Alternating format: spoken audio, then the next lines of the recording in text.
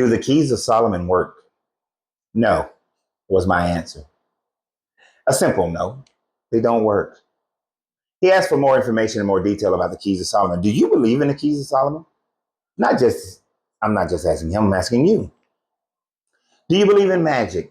Do you believe that Solomon was able to control demons and that he mishandled it? And this was his thing that he did against God.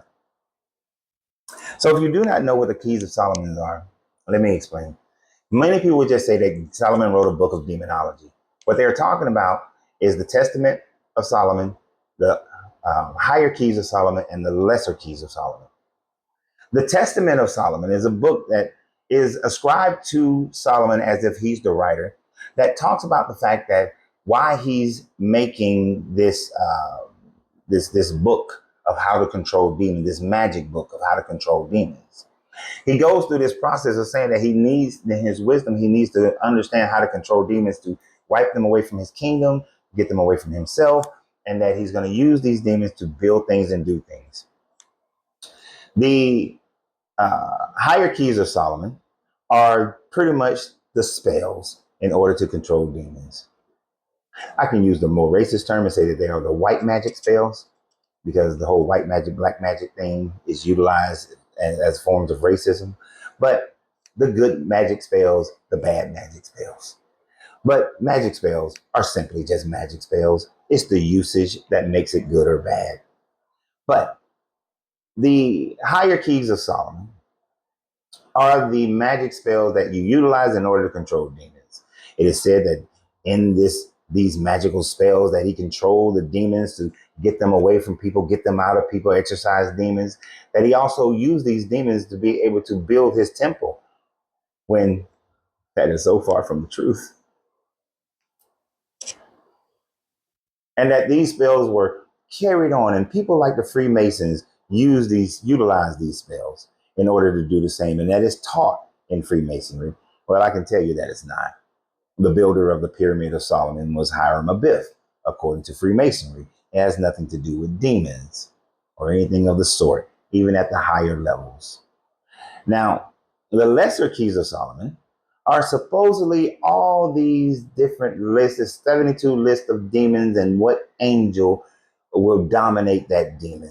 It's pretty much just all that there is to it. Now, there is a caveat that many Christians or esoteric Christians like to talk about. And that is that in Solomon's higher keys, he interviews, it's either in the higher keys or the testament of Solomon. He talks to the head demon. And that demon tells him that there is only one name, one word that they fear. Not Jehovah, not Yahweh, not Metatron, not Adonai, but they fear the name of Emmanuel. God is with us.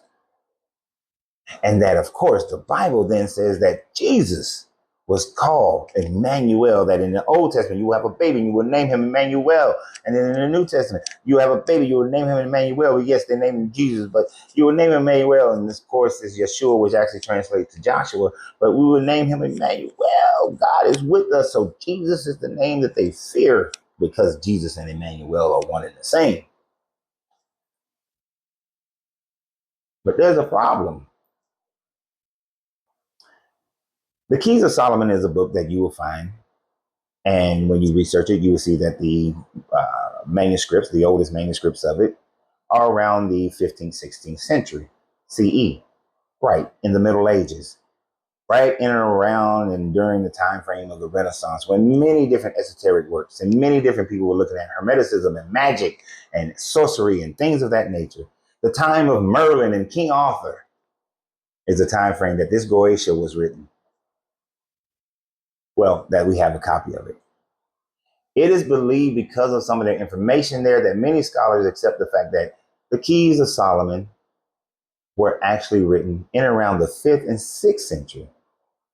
An even bigger time for magic, when Christians used to walk around with amulets, especially women would have amulets to protect them against Lilith, so that they can become fertile and have a boy, and then they would put the amulets above their doors and above a baby's crib to protect that baby from crib death.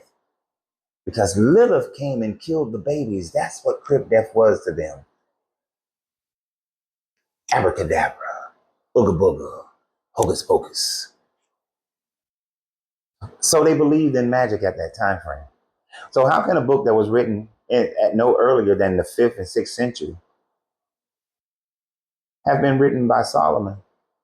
There is absolutely zero data that demonstrates that Solomon wrote any the Testament, the higher keys, and the lesser keys. Solomon wrote none of it.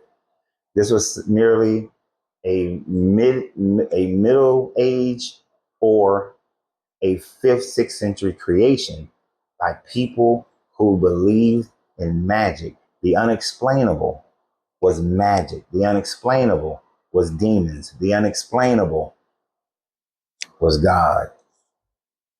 When the truth is this, there is nothing but cause and effect. There is cause and effect. For every cause, there is an effect, and for every effect, there is a cause. There is nothing outside of that.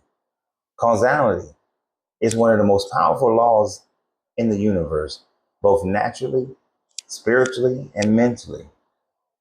You see, your mental willpower determines what you do in life, how you act in life, and what you speak in life.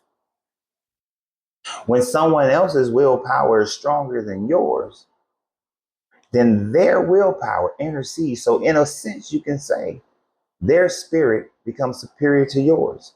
And if it has a negative effect towards you, it's demonic.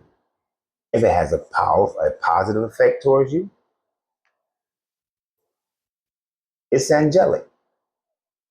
But the fact of the matter is, it is the positive and negative thoughts that a person has within themselves that generates the good or the evil. And oftentimes, it's neither. Let me give you an example of the neither. Person runs a company.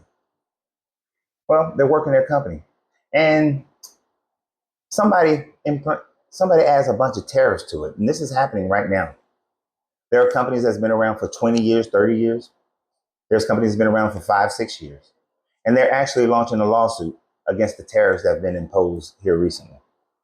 The reason why is because one of them, which is a baby product, so that when the baby throws the little bib thing, the nipple things, and all that kind of stuff, it won't fall on the ground. It ties to the little thing that sits on the baby's tray, and it doesn't fall.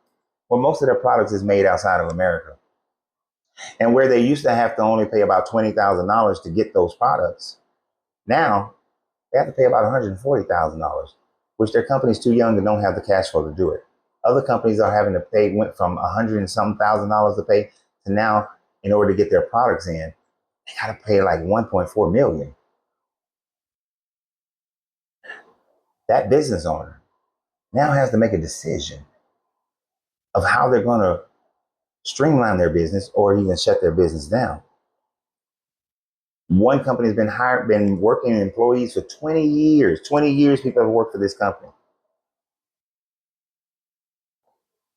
When that owner makes a decision whether to keep the business going or to shut the business down or to go out and get loans, whatever it has to do, it's neither positive or negative towards the employees. It just is. It may feel negative towards them, but it just is. Now, they may look at the tariffs and say, well, that is the evil. And this is what is propagated down the line. But you see how it can be either way. Now, some thoughts are just pure evil. Murder someone, SA someone, steal from someone. And I'm going to say, for me, in my opinion, the tariffs are fucking evil. But that is what creates everything in this universe. Your mental thoughts, your words, your actions, and the results of those determine positive or negative. If a meteorite happens to come and strike the earth today and destroys the entire planet, well, the meteorite didn't have a mind to do that. It's just doing what it does, what it's been set to do by the laws of nature. And it just happens to collide with the earth at this time frame. It's neither good nor bad. Bad for us, though, actually. But life always finds a way, right? So life will continue. Keys of Solomon, it's just a bunch of bullshit. So always remember, you have to free yourself to be yourself because your greatness is non-negotiable. Good journey. Good vibrations.